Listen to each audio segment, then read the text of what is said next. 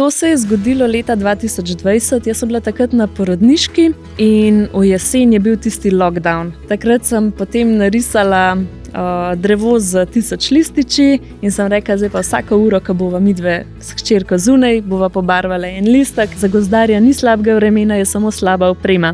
In res, taka oblačila in taka obutev, kot danes obstaja, meni se zdi škoda, da eni starši v mrzke investirajo, ne investirajo pa v kakšno dobro obutev in oblačila. Včasih so jo uporabljali namesto žvečilnega gumija. Ne smeš žvečati. Jaz prvič, ko sem to probala, sem grizla z zobmi in se mi vse nalimalo na zobe. Neko pravilo velja, da strupene stvari niso okusne, da pečejo, da so grenke.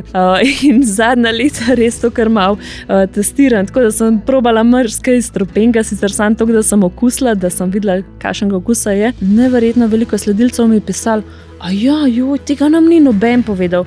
Pa jaz mislim, da so enkrat skozi čas šolanja to slišali, ampak če ti nekdo to v učilnici pove, sej to gre noter ven, si ne zapomniš nič. Mene so že kot otroka veliko vozili po hribih, in imam na to obdobje slabe spomine. Ta prepoznavnost mogoče komu zelo ustreza in se je veseli, ampak pri meni pa žal ni tako.